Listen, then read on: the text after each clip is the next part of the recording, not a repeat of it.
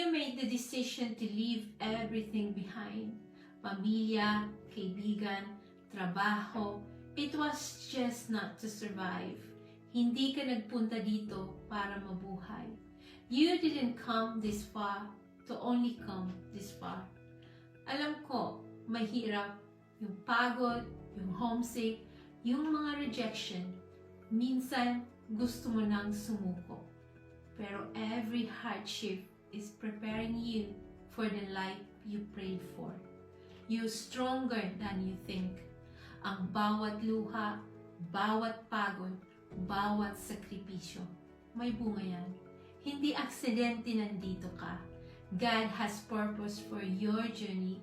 So don't settle. Huwag ayaan hanggang dito na lang.